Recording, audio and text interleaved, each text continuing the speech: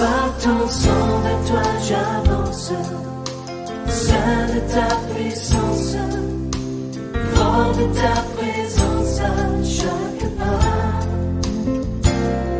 En ton sang ma délivrance, sceau de ton... Amen. Rapidement. Renoncer à apathie. Tika kokangama na pongi. Bando lala, bando somba climatiseur, bando somba ventilateur, soko lali, lokolo somba plasma. Soko vandeli plasma na yo ba seri nyoso. Ti kureken. Vandi ko silik. Na sisi ba seri na ngate kureke. Bon, wana moyeto lo bango mingi ezate toke, Lexa, toke. Amen. OK, Lexa. Comment est-ce que Jésus we must see what Jesus sees. Il faut que tout le monde sait que Jésus voit. Amen. How did Jesus show compassion? Comment est-ce que Jésus a montré la compassion? OK? Ici, la Bible dit, but when he saw, quand il a vu la multitude, il était ému de compassion pour elle, car elle était comme des brebis sans berger. Matthieu chapitre 9, verset 36. Tika verset ici, mamute manon, chaque fois que mon amutu, yeba ke mutu nzamba pesa ka mokilier, Satan a botola mokili. Mutu nzamba pesa mokilier, muninga nga mutu, asalami ne lilingi ya nzambe, nzambe pesa nga mutema mawa pona ye. Nana koloba amen. Amen. Atanga ndenge na telemi abozotala nga boyokela nga pe mawa. Nga pe na otala bino na oyokela bino mawa. Et ceux qui te continuent à vision nzamba benga biso asala biso ponango. Bato bazoluka basa iso babo mabatu na mokili ba okokate parce que Yesu akotelema na kati na biso. Amen. We must do what Jesus did. Tosala o Yesu asali rapidement. Tozana Matthieu chapitre 9 verset 35. Yesu atambolaki bamboka na bamboka ndenge bomoni na lakisi bino ba image awa. En tout cas nzamba salanga grâce à kotambola. Nzamba salanga grâce à kotambola na tambola kapona milimo batu. Alléluia. Amen. Tambola kapena. Na souci ya am moko na zolandela moko na busa na ke na na liete banda tongo. Na ko kanza na na liekite. Mo pena lection kana cadre jeune na binzambe leki kana cadre jeune kaka pona am wana. Alléluia. To bunda pona ba am. Tala ndenge ba encadrer le loza ya nzambe, bandoto mabe sila. Omoni ba tienso ba vaina ba bar balota ka bandoto ba olanda bango butu musolo ta kandoto ba bwaki ya zokweya. Musolo ta kandoto dotina, musolo ta kandoto ba otuta ye. La muki. Ndenge bo mona. Ba mingi toza avant to ba no sambela, bo mona bandota ndenge lati. Et sila te. Donc nous luka bango rapidement l'exa ba étape oyo, we must feel what Jesus, we must pray, ça la prière Yesu salaka. L'amour est un choix, l'amour n'est pas un sentiment. Ce qu'on décide ko linga muntu, on a intérêt en Nzambe et la sentiment et la choix que décider que na sale la Nzambe na linga Yesu na mutema moko. Rapidement. Ah balobi na biso na Colossiens chapitre 3 verset 12. Therefore, as God's chosen people, holy and dearly loved, clothe yourself with compassion. Tola samana molimo compassion. Amen. OK? Alors, tiens liste à 3 personnes.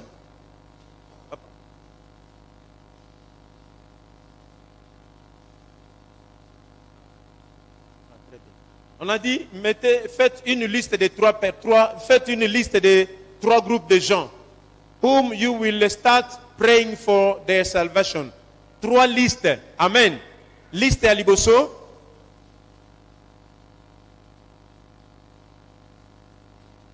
Un travail particulier que tu vas faire pour la compassion des âmes. Rapidement. Il y a liboso va proposer balobi les veuves. Vous voyez que la décision pour appliquer la compassion pour la maman va couper la mibali. La maman va couper la mibali va téga mapa va débrouiller ka ba veuve na ba orphelin merci. Pour ça le ministère moko spécial pour ba veuve na ba orphelin. Ko banda ko ida ka bango. Ko sa pasteur tout comme peut ko ça la privé mais mukolo moko ko ya papa ko yebisi papa nga na kenda ko ça musala bobondi la pona ngai. Alléluia. Deuxième travail, aider les pauvres. Babola bazali ebele. Mususu alali nzala moya le bezate. Mais yo mo otala ndeko na sombela talipa. Troisièmement, sponsoriser un enfant. Sombela mona moko kaye. Ezana mona moko ana posa tanga me ana mbongo classe te, ana mbongo somba kaye te big te. Sombeli mona moko kaye. Amen. Très bien. Yasuka, go to prison. Kenda na ba prison. Oko kenda ko assister ba prisonnier. Jour à liboso na kenda ka prison centrale makala. Na bimaka na olela. Ba condamné à mort. Batu basala 10 ans. Aotika lo malibanda te, abomaka mutu, asalaka mabe, salinga passe. Moko afuka me ya papa kabela ngata 1000 francs. Na ese na bitelema. Mbongo tu na zaki na ngwesili na poche na zonga makolo. Moko kenda kotala moninga no mutu bozalaka ne libanda bakanga ye beta tour kala bango na prison ata yebi bango te kenda kaka luka samedi moko atana 2 personnes kenda beta tour na prison otala condition batu bazana ngo obondela pona bango o contribuer atana momu kenza mako pesa. Amen. Voilà, tolingi to passer une étape moko awa o eza short term outreach. Short term outreach eza ndenge na osala oye ko évangéliser awa. Ceux qui papa pesi kombo na yo ke olandi formation ba formateur obandi ko kende po baba no benga yo neti awa ba appelle eza ebele ngamo na okokate musu akokende kuna kete ya musu akebo kete ya to okutana to sali rapport po to zana site web na biso oyo batu balandaka na monde entier chaque jeudi to zana na conférence internationale ovande pano na ndako na téléphone na yo na Zoom okoti na Zoom ozota la conférence to sala na monde. Une évangélisation, un programme où ils ont dans le monde entier. Alléluia. Alléluia. Pour 1 minute. 1 minute is ani. Ba papier oil. 5 minutes. Thank you. Tebeteli na nokolo maboko makasi.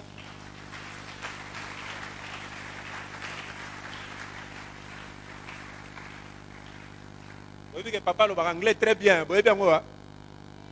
Amen. Tongi sikoto banda 1 minute. Yebisa muntu apemelo tongi to banda 1 minute.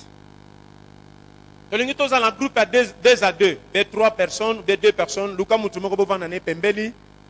Mutu moko be batumi balé, boza ensemble. Oui papa. 2 à 2 rapidement. Luka mutu moko obino ne boko travailler facilement. Tunae eloko nini sepel sa ko mingi na mokili tunae. Qu'est-ce qui te plaît le plus dans ce monde? Quelle est la meilleure chose que tu...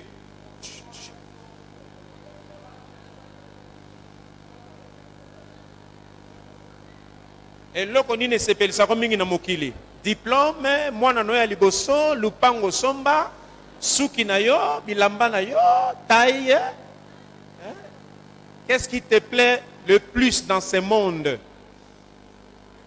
Mutuna mutuluka réponse. Mususa koloba na yo nasalaka accident, banana bika na accident na ndelo kona sepelaka nango. Moko alobaka na ngai, eloko na sepelaka na mokili eza ndenge nzamba asalanga mutu. Na mutu. Qu'est-ce qui te plaît le plus dans ce monde?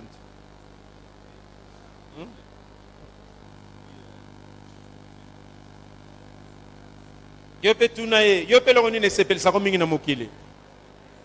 Ce qui me plaît le plus, à part. Amen. Imprimé pour Moutounio sur Azala na papier, il y a programme évangélisation. Alors, ce qui Moutounio choisit papier naïe, au bandi na place bâtie les 5 doigts. Premier point, bah communini. Tous ensemble, allons-y. Permission. Ou bien ndingisa. Ba o bazu ba brochure, batala na brochure on a na première page, place bâtie une paume de main avec 5 doigts. OK, premier point, permission. Bisson stocké permission. Deuxième point. OK, avant Jésus-Christ. Troisième point. Les tournants. Quatrième point. Après Jésus-Christ. Cinquième point. Tozongeli toqué de 1 jusqu'au 5e point. Let's go.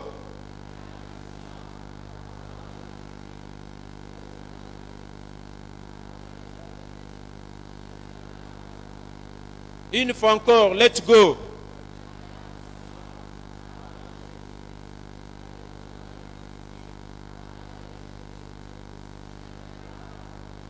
Kota la brochure na bino.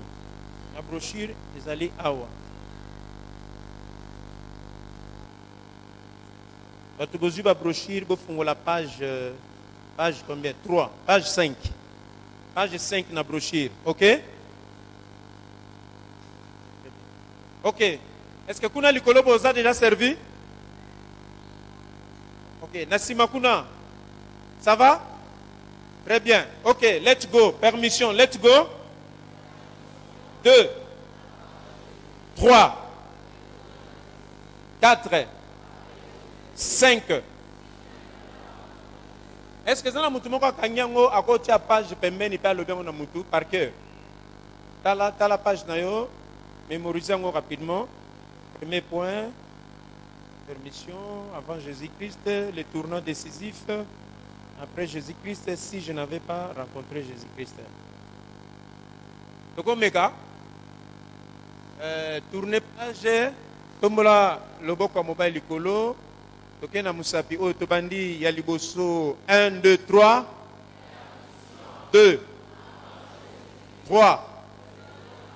Le tournant nini 4 5. Très bien, merci beaucoup. Félicitations. Amen. Voilà. Ici, tu as une permission. Pourquoi la permission? Système inabiso ya témoignage minute, et c'est le système le plus facile pour gagner ba âme. Donc ça en 1 minute. Na combien de minutes? 1 minute. Et là quand liboso to lobi permission. Pourquoi permission? Na koki côté ya yote soko pesinga permission te.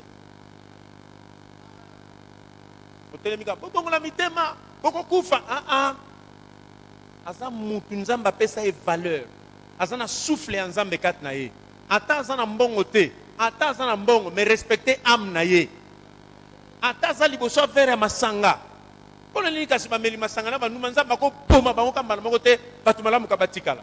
Nzambe ayebi valeur na bango nana koloba amen. Yo mpe mutu ozokende oganye âme kenda avec considération ya muto ke kote ya po yo pe kala ozalaka neti ye nango na suka balobi si je n'avais pas rencontré Jésus-Christ. Soki yo kutanaka na Yesu te esa lelo 5 olinga ozalelo wapi? Mais ero za na bar ozomela, vrai ou faux? Voilà, toke tolobi na permission nazo sengo permission na permission so kutana na muto lingo solo na ye okoloba nini? Exemple nana komeka. Exemple micro, lingo sona papa téléma. Tolanda toza maman na pratique. Est-ce que micro balade reza rapidement? Okutone na ye olingo tu na adresse. Okosa nini? Bonjour mon frère. Bonjour. S'il vous plaît. S'il vous plaît. OK? Mais mutu se zakaka pesanga maya komela. Ba soda pere mo ba na na salia. Amen. Zongela toke. Bonjour mon frère. Bonjour mon frère. S'il vous plaît, permettez. Oui, ça va. Est-ce que le apprécié en attente au Sani? Donne l'exemple que tu n'as pas de temps. Bonjour, mais je n'ai pas de temps. Bon, s'il vous plaît, maintenant je n'ai pas le temps. Je m'excuse vraiment. Je voulais te dire que Jésus t'aime. Amen. Na système na biso soki otuni moto lingo te ya ye. Po biso tozote ya tek dans la Bible te. Na Bible ngamo Bible ningi naza. Ba verset na melango na mutu nanga. Pesa na mutu soki te ya ye na Bible ba waza pasteur te. Mais soki maboko pamba omone ti mo yanke moko ba bia o master nanga yanke. Amen. Ata ba konzi mingi pe na ba bureau soki ko te ya ye, aucun système maboko pamba akoyamba plus facilement. Mais ça fait un temps autre que n'a pas été côté à dans la Bible. Alléluia. Mais en Paul a lobby, ceux qui n'ont pas payé, n'ont pas été bango pour la sanine. N'a gagné bango. Amen. Amen. Alors papa toké. Bonjour, papa. Bonjour papa. Bonjour. Permettez que je vous pose une question. Oui, vas-y. Très bien. Amen. Amen. Bande panaye, bonjour messieurs, bonjour sœur, bonjour yaya, bonjour maman.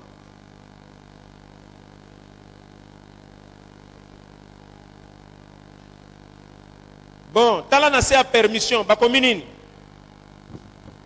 Puis-je allez-y, puis-je vous poser une question? Parlez avec la personne qui est à vos côtés. Puis-je vous poser une question? Est-ce que nakoki kotuna mutuna? Est-ce que bozo mona ngobino nyoso? Nakoki kotuna mutuna? Ok. Mutuna siko tokei na point 1 na C la main. Quelle est la meilleure? Allons-y. Quelle est la meilleure chose? Quelle est la meilleure chose qui vous soit jamais arrivée? Nga mukola liboso batuna nga mutuna wana. Na yebisa bino. Na lobaka eloka kitoko na vi na nga eza mukolo mwana na ngai ya mwasi, mwana na ngai ya liboso abotamaka. Mukolo nakomaka papa. La meilleure chose de ma vie. Amen. Et tant qu'un être humain, tolo bateke Jésus Christ, to batama mingi sima Yesu. Mais ils appellent eloko musu ya bomoto, vrai ou faux? Na lobaka eloko na linga mingi mwana na ngai ya mwasi ta botamaki, na lobaka tuka nakomi papa. Na zimu to benga nga papa. Mais ça tuni mwana ozozela mwana mwasi to mwana mobali nga bi mwana nyoso ko botama wana ni mwana nga asa mwasi asa mobali asa mapasa mwana nga. Amen. Amen. Et loko nini ya kitoko sepela na ngomingi na mokili. Quelle est la meilleure chose qui vous est déjà arrivée sur la terre? Question. Bien aimé. Papa, mutune e pano. Ngana tuni ndeyo. Micro ya ngwana. Allo bato, allo bate. Est-ce que vous avez en santé publique. Bozoyoka? On veut Le jour écouter. que j'ai fini ma spécialisation en santé publique. Il a dit?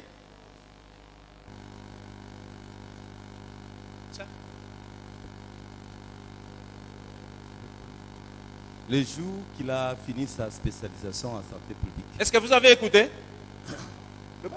Le jour qu'il a fini sa spécialisation en santé publique. Il dit que c'est la meilleure chose qui lui soit arrivée dans toute sa vie. Nani susu mama. Et là on dit na kitoko c'est comme là on a vu na. Kitoko eza ebele mais moko kaka ya kitoko makasi oyo ke obosana te. Na échouaki na examen d'état esalanga pasteur on a zwi esepelisanga. Boyoki ndenge alobi? Qui na examen d'état mokolo ye kozwa esale esengo makasi. Obosana yango te. Tuna muta pemeno eloko nini c'est comme là ya kitoko na vie. Quelle est la meilleure chose qui vous est déjà arrivée dans la vie?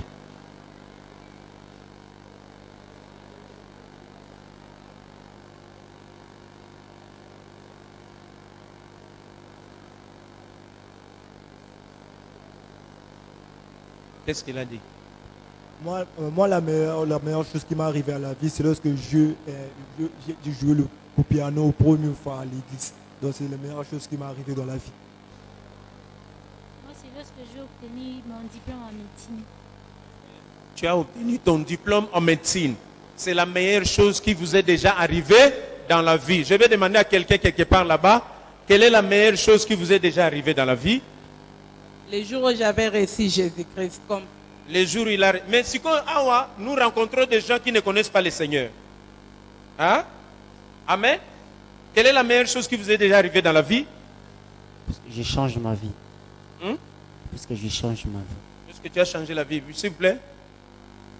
Les jours où je me suis marié. Les jours où je me suis marié. Alléluia. Gloire au Seigneur. Ok, on reprend la question. Quelle est la meilleure chose qui vous est déjà... Qui vous soit jamais arrivé? Let's go. Pour reprendre. Et là, on a quitté que c'est comme là on a vu. Est-ce qu'on peut reprendre? Let's go. Quelle est la meilleure chose qui vous soit jamais arrivée? Ok? Deuxième petite question. Balobinini? Puis-je vous partager la meilleure chose qui me soit jamais arrivée? Très bien. Deuxième exemple que bien aimé Azapaye. Botala awa, matako toyo, ça il a pena micro na yo. Nakutani na ye na ngina gagné. Amen. Amen. Bonjour papa. Bonjour. Permettez que je vous pose une question. Oui, vas-y. Eloko ni na kitoko ese koma na vie na yo na yebi keza ebele mokili makambo eza ebele diplôme voyage libala eloko ni pena kitoko ese koma na vie na yo oyo ko betelanga Mokolo na balaki.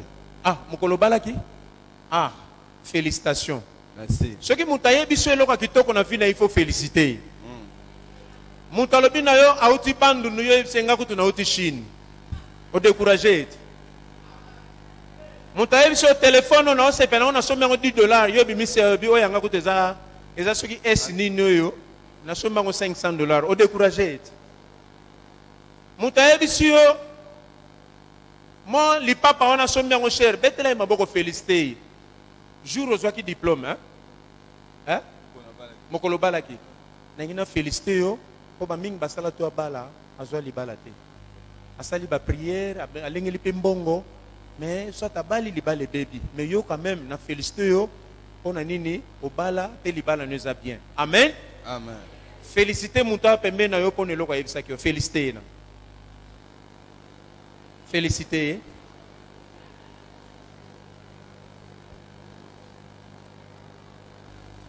Rapidement. Ça va?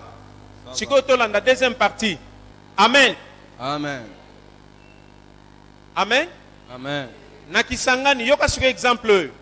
Nakisangani nazote ya na commune ya Makiso. Bao bakoma kisangani boyebi commune ya Makiso.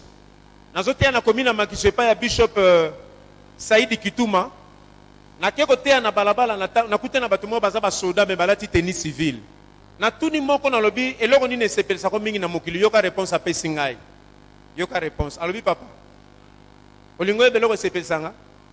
Abi eloko sepelisanga ya kitoko na mokili ezake ndeko nanga kufa atikilanga bana na kokako boko la bango te. Alobi eloko malonga na tika na ona mokili e ya passe. Po musalanga na sala ki soda mo salaire ba pesa ngai kokina bana na ngai. Mais il faut la beaucoup la soubana bandeko donc papa eloko malonga na zana ndenge moninga ndeko no boye ezana na passe. Siko ngana ngina te ina kosala ndenge ni. Yoka siko ndenga na répondaki naloba. Ngasiko na FC boy. Ah, c'est vrai. Ah, yo zo mona passe mais ngai ndenge moninga na telemi wana mona passe 5 ala kana ban église papa te mama te. Abi oh tikolo babongo ngabi e komelanga. Mutu nyonso na mokili aza na pasi moko mona aza pe na bisengo moko mona. Oui. Devant mutu oyo lelo pasi soko lingo encourager betela lisolo no moko ya pasi oyo longango. David devant pasi ya Goliath alobi nazanga na pasi moko na zamba devant ba lion. Ndenge na longa ka lion na kolonga pe Yo. na koloba amen. Amen. Na mbujimai nazotea na komini ya Dilu. Oh ba yebi mbujimai Dilu. Na kuti mama moko amemisani ya mapa. Na yebise na lingala alobi Chiluba Chiluba. Na bengi interprète moko Chiluba. Na yebise na bi mama. Eloko ni na malonga na mokile sepelisaka yo abandi kolela. Tatuani abandi Chiluba. Chiko azolela na Chiluba azolela na komba bana na abi papa ndingo moninga eloko malonga na vina na kufila ka bana. Soko za pasteur ya solo sambela pona nga zeme na zana ngotango na kubota mona kufate. Esalinga mawa. Ezana mutu musoko tuna ebongo atambo kana passe na mutema nana koloba amen. Amen. Tuna lisumu ta pemeno eloko ni na malonga esepelisa ko na mokili.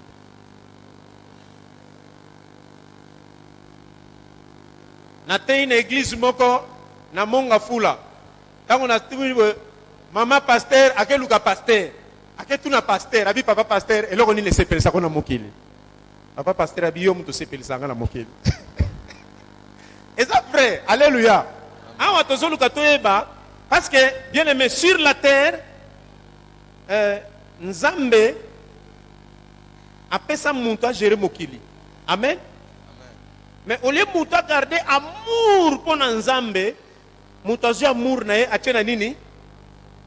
Mwasi nanga, bana nanga, voiture nanga, lupangu, mokolo nazwaka diplôme. Omoni sike loko e dominer mutu eza eloko mutema ne saka nini? Eloko mutema ne saka nini?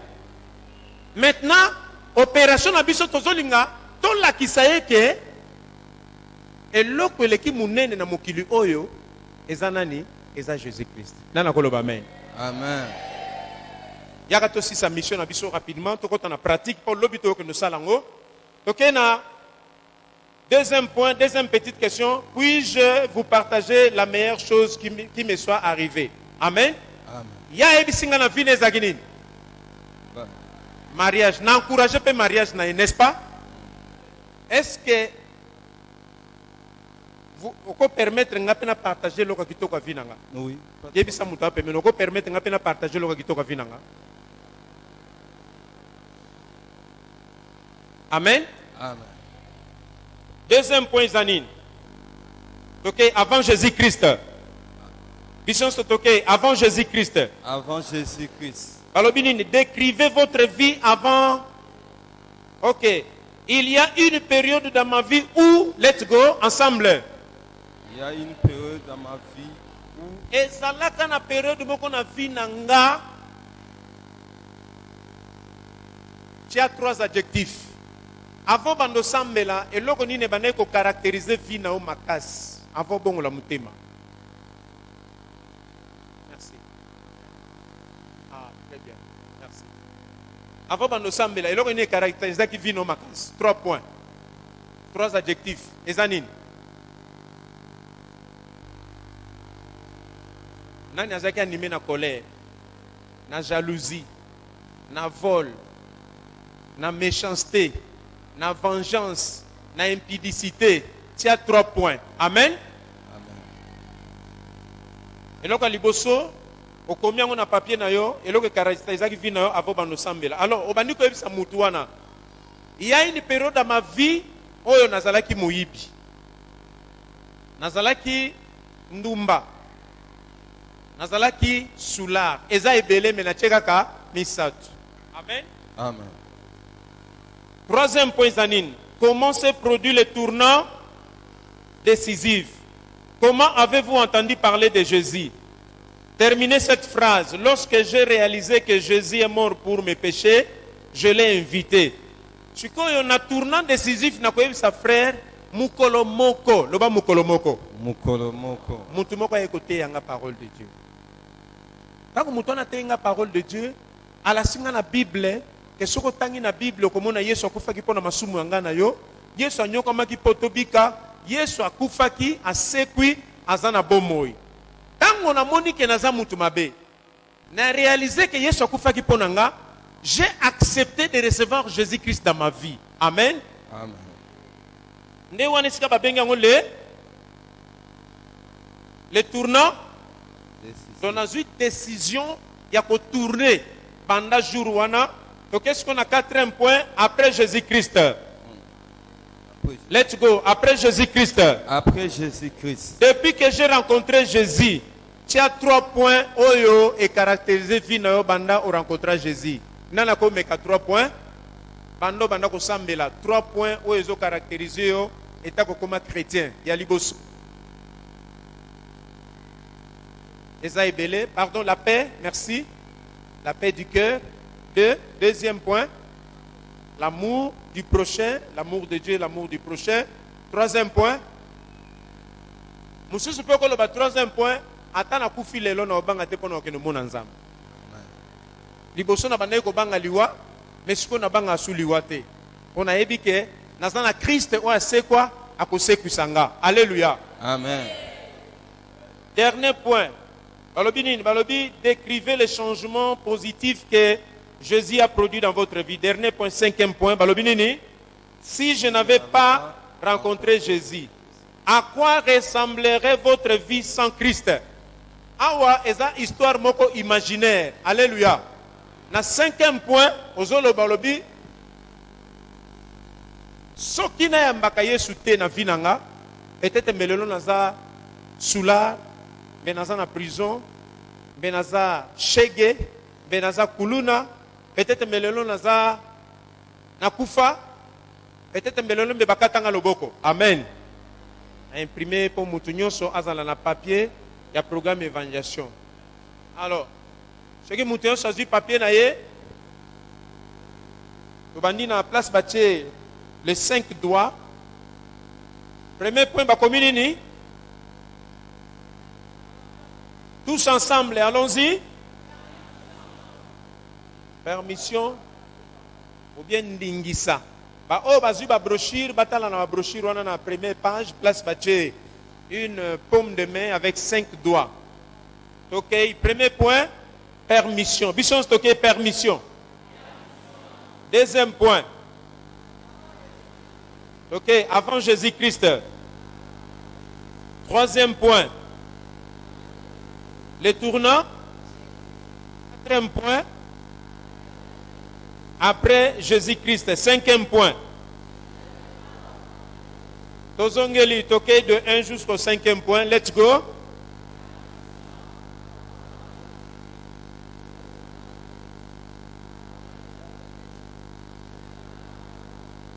Une fois encore, let's go.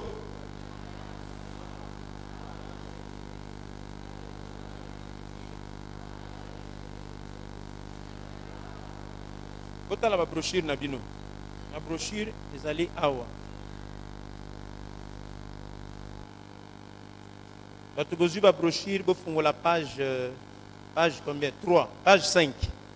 Page 5 dans la brochure, ok? Ok. Est-ce que Kuna Likolo vous a déjà servi? Ok. Nassima Kuna, ça va? Très bien. Ok, let's go. Permission, let's go. 2, 3, 4, 5. Est-ce que ça n'a pas kanyango à côté de la page pembeni par le bien na mutu par cœur? T'as la page nayo, mémorisez-en rapidement. Premier point, permission avant Jésus-Christ, les tournants décisifs. Après Jésus-Christ, si je n'avais pas rencontré Jésus-Christ. Donc, Omega, tournez page, tombola loboko mobile likolo. Ok, na musapi o tobandi ya liboso 1 2 3 2 3. Les tournants nini 4 5. Très bien, merci beaucoup, félicitations, amen. Voilà, ici tobandi na permission. Pourquoi la permission? Système na biso ya témoignage minute ezali système le plus facile pour gagner ba âme. En 1 minute. Na combien de minutes? 1 minute. Et là, quand il faut te permission. Pourquoi permission? Na koki côté ya yote soko pesinga permission te. Côté mika bongo la mitema, boko kufa Asa mutu nzamba pesa e valeur. Asa na souffle nzambe kat na ye. Ata asa na mbongo te, ata asa na mbongo mais respecter âme na ye. Ata asa liboso vers masanga. Pour les cas, si masangana ba numanza ko poma bango kamba moko te batumala mukabatikala. Nzamba yebi valeur na bango na na koloba amen. Yope mutozo que no gagner âme. Tenda avec considération ya mutoke côté ya. Po yope kala ozalaka netiye. Nango na suka balobi si je n'avais pas rencontré Jésus-Christ. Ceux qui okutana kana Yesu te, et ça il est le 5 olinga ozale lo. Mais erozana barozo mela, vrai ou faux? Voilà, toké. Tolobi na permission na so sengo permission na permission so kutai na muto lingo solo na okoloba nini exemple na komeka exemple micro lingo sona papa telema tolanda toza mama na pratique est-ce que micro baladereza rapidement okutona na ye olingo tuna adresse okosana nini? Bonjour mon frère. Bonjour. S'il vous plaît. S'il vous plaît. OK? Mais mutu se zakaka pesanga maya komela ba soda pere moko banaka na salia. Amen. Zongela toke. Bonjour mon frère. Bonjour mon frère. S'il vous plaît, permettez. Oui, ça va. Est-ce que le bien apprécié en attente au Sani? Prenons l'exemple que tu n'as pas de temps. Bonjour, mais je n'ai pas de temps. Bon, s'il vous plaît, maintenant je n'ai pas le temps. Je m'excuse vraiment. Je voulais te dire que Jésus t'aime. Amen. Na système na biso soki otuni moto lingo te ya ye po biso tozote ya te dans la Bible te na Bible ngamoko Bible ndenge naza ba verset na melango na mutu nanga pesa na mutu soki te ya ye na Bible ba waza pasteur te mais soki maboko pamba omone ti mo yanke moko ba bia o master nanga yanke. Amen. Ata ba konzi mingi pe na ba bureau soki ko te ya ye okena système maboko pamba akoyamba plus facilement. Mais ça fait un temps autre qu'on appelle côté à la Bible. Alléluia. Mais en Paul a lobby, ceux qui n'ont pas payé, n'ont pas été bango pour la sanine. N'a gagné bango. Amen. Amen. Alors papa toké. Bonjour papa. Bonjour papa. Bonjour. Permettez que je me pose une question. Oui, vas-y. Très bien. Amen. Amen. Bande Panaye, bonjour messieurs, bonjour sœur, bonjour Yaya, bonjour maman.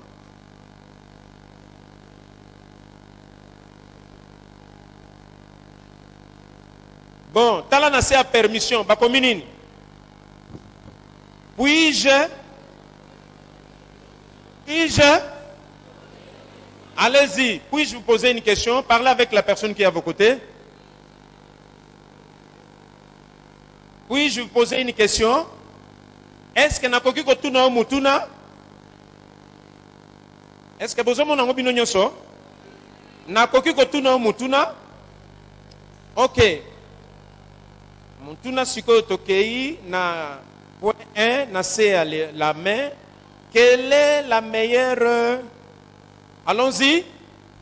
Quelle est la meilleure chose?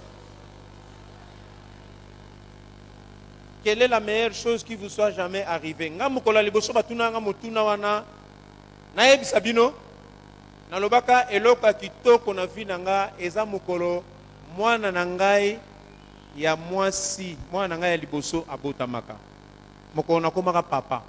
La meilleure chose de ma vie. Amen. Et tant qu'un être humain, tolo bateke Jésus Christ, to batama mingi sima Yesu. Mais ils appellent eloko musu ya bomoto, vrai ou faux? Na lobaka eloko na linga mingi mwana nga ya mwasi ta botamaki, na lobaka tuka nakomi papa. Na zimu to benga nga papa. Mais ça tuni mwana ozozela mwana mwasi to mwana mobali nga bi mwana nyoso ko botama wana ni mwana nga asa mwasi asa mobali asa mapasa mwana nga. Amen. Amen. Et l'oko nini ya kitoko sepela na ngombingi na mokili. Quelle est la meilleure chose qui vous est déjà arrivée sur la terre? Question. Bien aimé. Papa, mutune e pano. Ngana tuni ndeyo. Micro ya ngwana. Allo bato, allo bate. Est-ce que bozoyoka? Bozoyoka? On veut le jour écouter. que j'ai fini ma spécialisation en santé publique. Il a dit?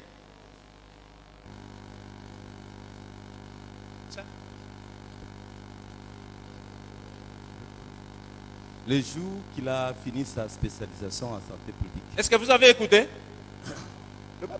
Le jour qu'il a fini sa spécialisation en santé publique. Il dit que c'est la meilleure chose qui lui soit arrivée dans toute sa vie. Nani susu maman.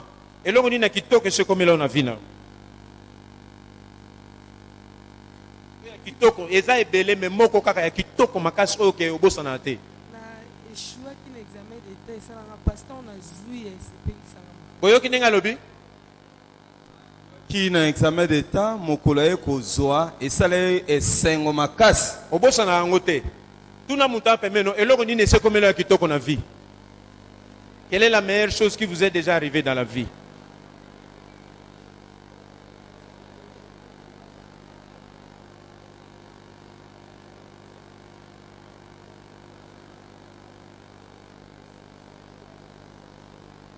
Qu'est-ce qu'il a dit?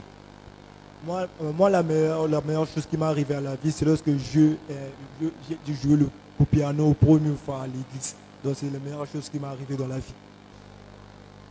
Moi, c'est lorsque j'ai obtenu mon diplôme en médecine. Tu as obtenu ton diplôme en médecine.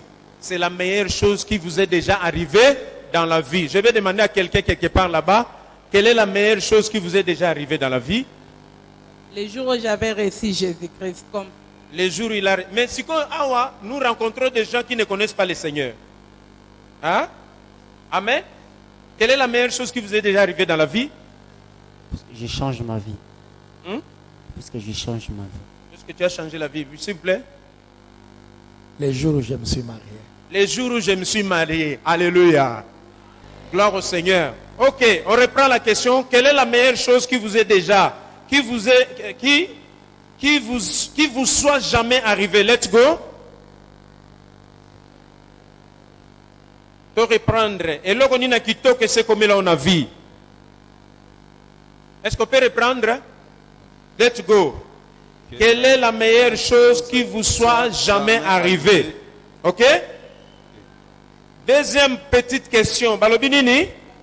Puis-je vous partager la meilleure chose qui me soit jamais arrivée? Très bien. Deuxième exemple que bien aimé Azapaye. Botala awa, matako toyo, ça il a pena micro na yo. Nakutani na ye na ingina gagné. Amen.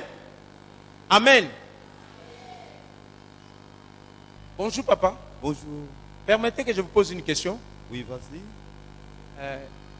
Eloko ni na kitoko ese koma na vie na yo na yebi keza ebele mokili makambo eza ebele diplôme voyage libala eloko ni pena kitoko ese koma na vie na yo oyo kobetelanga Mokolo na balaki. ah mokolo balaki ah félicitations. Merci. Soki mutu ayebi so eloko ya kitoko na vie na il faut féliciter mutu alobi na yo auti bandundu yo esenga kutu na auti Chine odécouragé ete mutu ayebi so telefone na osepela na somi yango $10 yo bimisi obi oyo yanga kutu eza soki esi nini oyo na somi yango $500 odécouragé ete mutu ayebi si yo mo lipapa wana somi yango cher betela ye maboko félicité jour ozwaki diplôme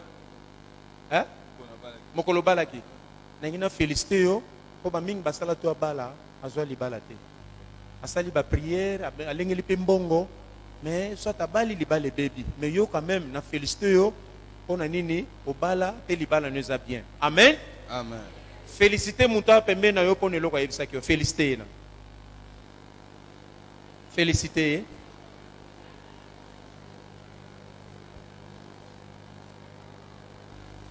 Rapidement. Ça va? La deuxième partie. Amen. Amen. Amen. Amen. Nakisangani, yoka sur exemple. Nakisangani, nazote ya na komini ya Makiso. Bao bakoma kisangani boyebi komini ya Makiso. Nazote ya na komini ya Makiso epa ya Bishop Saidi Kituma. Nakeko te ya na balabala nakute na batumo bazaba soda me balati tennis civil. Na tuni moko na lobi eloko nini esepelisa ko mingi na mokili yoka réponse apesi ngai. Yoka réponse. Alobi papa. Olingo eloko esepelisa abi eloko esepelisa ngai ya kitoko na mokili ezake ndeko na nga kufa atikilanga bana na koka koboko la bango te. Alobi eloko malonga na tika na ona mokili e ya passe. Po musala nga na sala ya kisoda mo salaire ba pesa ngai kokina bana na ngai. Mais il faut na boko la subana bandeko donc papa eloko malonga na zana ndenge moninga ndeko no boye ezana na passe. Siko ngana ngina te ina kosala ndenge ni. Yoka siko ndenge na répondaki naloba. Ngasiko na FC boy. Ah, c'est vrai. Ah, yo so mona passe mais ngai ndenge moninga na telemi wana mona passe 5 alala kana ban église papa te mama te. Abi oh tikolo babongo ngabi e komelanga. Mutu nyonso na mokili aza na pasi moko amona aza pe na bisengo moko amona. Devant mutu oyo lelo pasi soko lingo encourager betela lisolo no moko ya pasi oyo longango.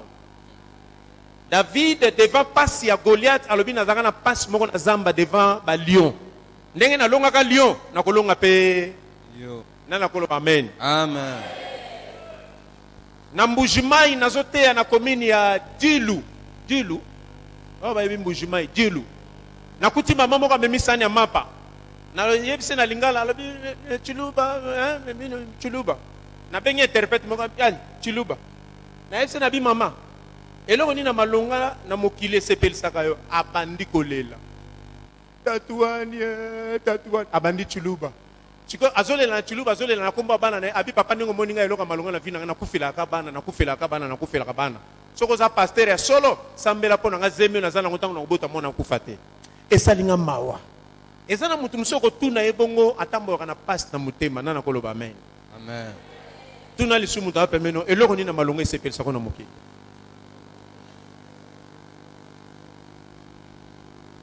Na te une église moko na monga fula.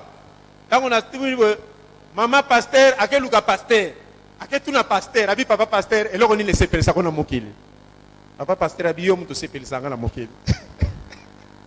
Est-ce vrai? Alléluia. Awa tozoluka toyeba parce que bien aimé sur la terre Nzambe apesa muntu a gérer mokili. Amen. Mais au lieu de garder amour pour Nzambe, mutu azwi amour na ye atie na nini? Mwasi nanga, bana nanga, voiture nanga, lupangu, mokolo nazwaka diplôme. Omoni sike eloko edomine mutu eza eloko mutema nesaka nini? Eloko mutema nesaka nini? Maintenant, opération na biso tozolinga tolakisa ye ke eloko eleki munene na mokili oyo eza nani? eza Jésus-Christ. Nana koloba amen. Amen. Yaka aussi sa mission na biso rapidement to kota na pratique pour l'obito que nous salango. OK na deuxième point, deuxième petite question, puis-je vous partager la meilleure chose qui me soit arrivée? Amen. Amen. Ya ebisinga na vie nezagini. Mariage, n'encouragez pas mariage n'est-ce pas? Est-ce que vous pouvez permettre de partager le kitoko ka vinanga? Oui. Yebisa mutu ape mais vous permettre de partager le kitoko ka vinanga? Amen. Amen. Deuxième point Zanine. OK, avant Jésus-Christ.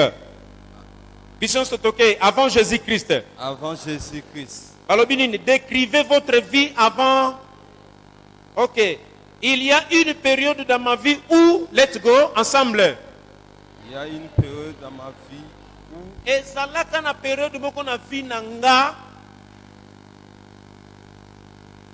Tu as trois adjectifs. Avant bando sambela et loko ni ne bana ko caractériser vie na o makas. Avant bongo la mutema. Merci. Ah, très bien. Merci. Avant bando sambela et loko ni caractériser qui vie na o makas. 3 points. 3 adjectifs. Ezanine.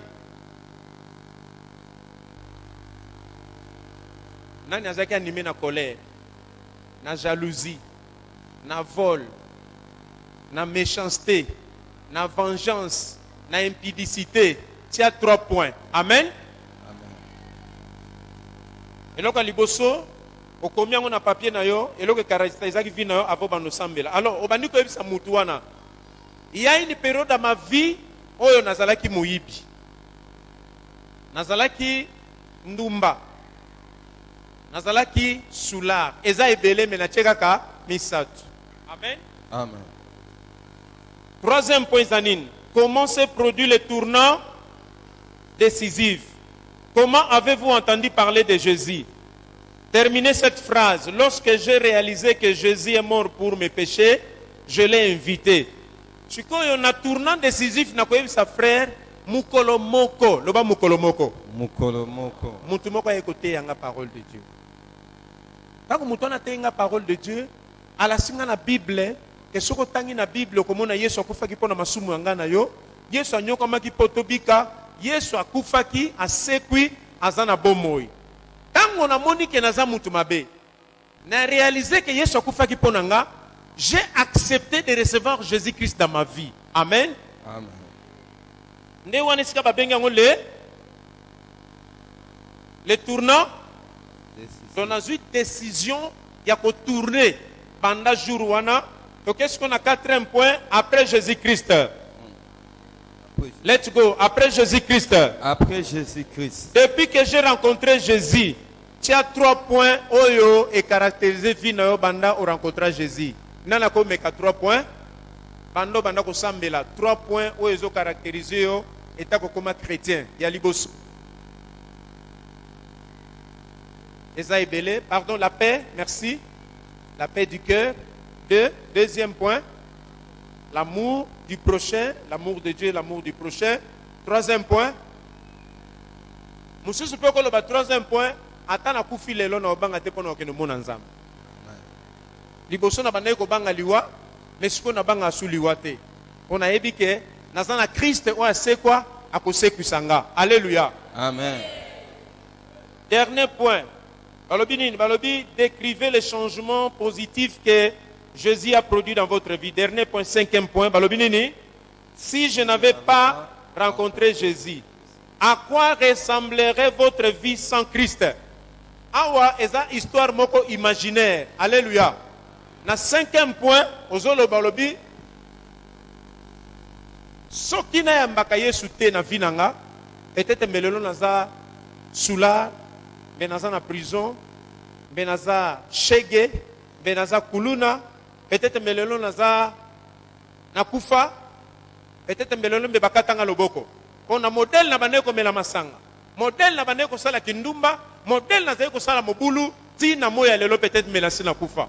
Amen. Amen. Donc si je n'avais pas rencontré Jésus-Christ, c'est le 5e point, le dernier point, où nous avons une histoire imaginaire. Alléluia. Voilà, tu clôturer pour ne pas aller. On a ligné les gars, 2 personnes basent à la pratique. Donc, on a pratique rapidement. Point à liboso, tu écoutes un andeko. Qui peut aider les frères? Moutumoka les galiboso, à son micro, à aider rapidement. Tout ça, la pratique.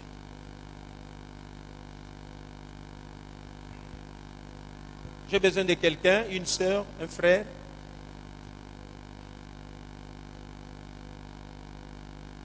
Voilà. Maman, ngana zo gagné yo. Yo zana mokili ngana ikote yo. Amen. Tokuta ino nanzela. Bonjour maman. Bonsoir. Bonjour papa. Est-ce que vous permettez une minute? Papa. Maman, eloko ni ne sepel sa ko makas na vie. Malgré pas si mokili ya makambe, eloko ni te marka o makas na vie. Markanga eza ebele papa na ndenge nini? Bon, les banquettes nazo mené nazo luka batu babetelanga lisolo eloko marka bango na vie. Peut-être libala, peut-être diplôme, peut-être voyage, ba parents na yo, peut-être ndenge nzamba sala o mutu eloko moka. Eza ebele na kolo bande nazwa diplôme na ngai ya licence, bande na Bali, nazwi. Donc osana makambo ebele. Na lingi na féliciter yo maman. Na moni osana makambo ebele ya kitoko, libala na yo, diplôme, ba mingi batanga bazwa diplôme te. Ba mingi baluka libala azwa te. En tout cas félicitations. Merci. Maman, oko permettre pe ngai na ebisolo mo kitoko vinanga. Kambo eza te papa. Ce qui a le binanga za la tante aza pressé, ngana ko ebisa e kende malamu Yesu azala na yo. Yesu asala nini? Lilobana na lobi Yesu azala no eza semence. Ngana yebi keza maloba pamba te meza semence kote na mutema. Ke na kutanaka na papa moko na betelaka elisola kitoko vinanga me suka alobaka na ngai Yesu azala na nga. Ti mokolo ezalaka no bongo la mutema. Parce que au moins mutu avant bongo la mutema il faut que évangile ata 3, 4, 5 fois. Amen. Le col à l'obéissance dans le temps, rapidement, na kopetelo lisola kitoko vinanga. Kambo ezali te papa. Maman ezaka na période moko na vinanga ndenge moninga boy nazalaka mobulu makasi. Nazaka parmi bakuluna, nasala des heures nazaka rastaman. Nazaka tika suki na ngizokola. Na religion na biso ba rasta ezaka bilamba, ba idéologie moko boy makamoko ezanga tina. Mais na bana ko tambo na vina ona so na kufi. Nzoto ko kufa vrai. Mais esprit nanga ekoleka éternité wapi. Siko nazo toucher corps na ete na toucher esprit na ye. Amen. Na lingi na laksa ke nzoto toute la tolo ekokufa kala mingi te kotika na sama belé. Mais esprit âme ekufa te ekotika éternellement. Alléluia. Mission na biso za to gagner âme, to gagner corps te. Corps ekolanda âme soki âme za toucher na église. Corps elandaka âme na bar po âme za attaché na bar. Corps elandaka âme na stade po âme eza attaché na football. Mais corps ya mutu ekobando ya église soki âme na ye eza attaché na Christ. Ngasko na zolinga la mema âme na ye epa ya Christ. Na laksie ke nakokufa lelo nzoto na ye kobeba na sama bele pona kendaka pe matanga baninga na kendana mona bibembe ndenge kufa. Siko na lobaka milimu na bango kenda wapi? Ngape na bande ko résurrecte mokono kufa esprit na nge kenda wapi? Pona yebi ke esprit na nge za na valeur ko leka nzoto. Mais jour moko na kutana mutu moko ateinga.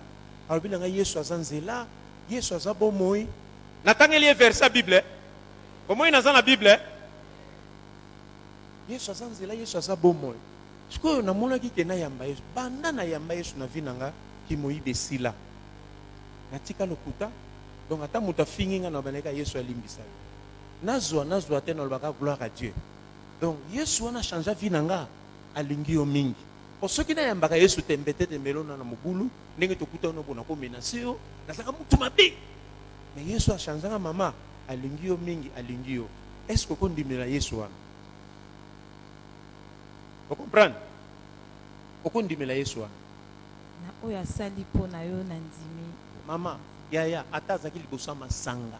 Azaki azomela makaya, ata alingaki akota na hotel asala kinduma, soka yoki makambo, akotelema raisonner. Amen. Akotelema sanini. Tanga o raisonner nga na o profiter. Yesu alingi yo. Est-ce que nakobondela pono siko yamba Yesu? Oko kanga miso to sambela. Okay. Oko yamba Yesu soko tatoli na munoko no ke Yesu azankolo. Zonge sa simana ngalo bankolo Yesu. Na yambi yo. Banda lelo tambisa vinanga. Na mukuse to kati wana me prière wana binomo boyebi ndenge basalaka. Amen. Soki to sisi na ye asali prière na yebi ke na mutema na ye atatoli Yesu comme Seigneur et Sauveur.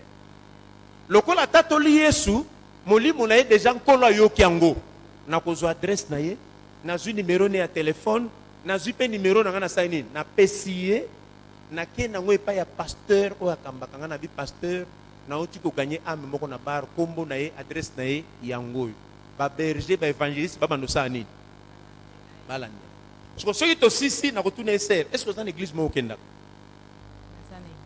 aza na église mais peut-être akoloba mais église onga nakendaka bateyaka biso ndenge oteyi te akotunanga peut-être papa okolakisa nga église amen nga nakozwa ye nakende na église oyo toyebi ke bapasteur bazotatola yesu bazoforme bato kati na solo mpe na molimo mpo ndenge nga na ganye ye il faut après 3 mois na forme ye mpe akende oganye bato alléluia nakoya na ye awa rapidement yaka mama koko bonjour papa oza ame na oti koganye nazwi numéro na ye awa soki bakokolandele awa na église amen il faut nasala tout akoma na église nakotike na nzela te alléluia soki aza na nzala si faut nakipe ata mokwanga ata mo secret nakosombela ye nzambe na molimo na ye nzambe na ye akozongisela ngawo mission na biso yango wana amen merci maman tobete likolo maboko makasi Par ton sang vers toi j'avance, Saint de ta puissance,